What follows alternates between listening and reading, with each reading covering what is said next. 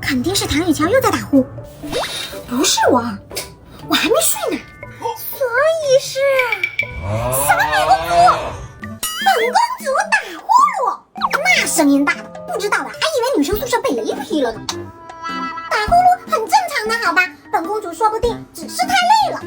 也是，不过打呼噜时用口呼吸会让人变丑，也是真的。变丑可不行，本公主是靠颜值吃饭的。从今天开始，我不睡觉了，坚决不能变丑。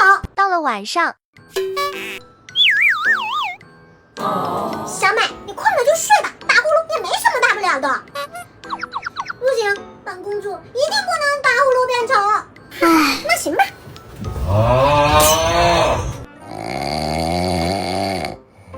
真服了花小美了，这样睡着呼噜声更大。第二天，小美，你不睡觉行不通的，还是得用点科学的办法，比如外力干涉。对哦，林呱呱，你真聪明。小美，这样的外力应该不行吧？应该行吧。这要是能行，我倒立洗头。崩开了。没事，我还有秘密武器防打呼噜贴，贴上就能解决问题。这东西总感觉是智商税。是，看好了。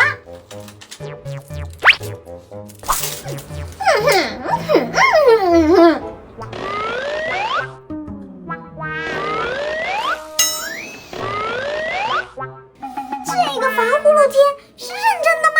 越看越觉得小美是在练习蛤蟆功。有了这个防呼噜贴，泡泡糖都不用买了。不